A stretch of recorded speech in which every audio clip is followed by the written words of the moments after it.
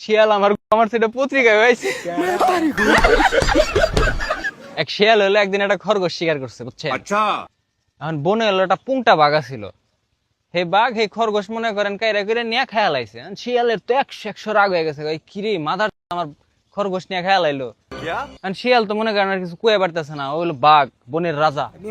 শিয়াল দৌড় পেরে দূরে গেছে, দূরে যায় হেরে কইতেছে বাঘ একদিন তোর আমি মারমুই। বুঝছেন? এই কথা কওয়ার পরে বাঘ তো মনে করেন ওটা আমলে নেয় নাই। বাঘ মনে করতেছে ও হাল্লা হইলো পাতি শিয়াল, ও কি আমার পারবো নাকি? ও খরগোশ মরগোশ খায়া মনে করেন কেলায় ঘুম দিছে।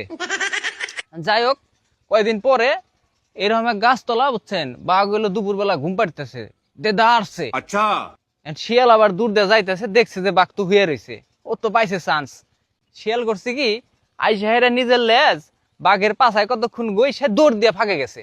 ফাঁকে যেতে চিল্লাই চিল্লাই গেছে, বাঘের গোয়ারছি রে, বাঘের গোয়ারছি। বুঝছেন? এখন বাঘ হলো এই কথা হই না ঘুম ভেঙে গেছে গা। ঘুম ভাঙ্গার পরে কয় হাসাই কি হালাই আমার ঘুরলো, এটা একটা কাম হইলো। এখন বাঘ তো মনে করেন রাইগে রুগে আর দিছে দাবরানি। দাবড়াইতে দাবড়াইতে মনে করেন নিয়ে গেছে এক গ্রামের ভিতরে। নিয়ে যাওয়ার পরে এক বাড়ির পাশ দিয়ে যাইতেছে, শিয়াল হইলো মনে করেন এক জোপের ভিতরে লুকায় গেছে।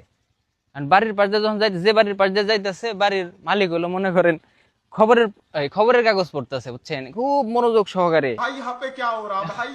এখন বাঘ হইলো শিয়াল রে পাইতেছে না। বাঘ যায় হে বেটার কাছে জিগাইতেছে, কয় বড় ভাই এনডে কি একটা শিয়াল রে যাইতে দেখছেন না আপনি? এখন বেটা পত্রিকার থেমু কুটায় কইতেছে, কয় কে শিয়াল কি তোমার মারছে? বাঘ তো এই কথা হই না, কয় কয় ভাই শিয়াল আমার মারছে, এটা পত্রিকায় হয়েছে।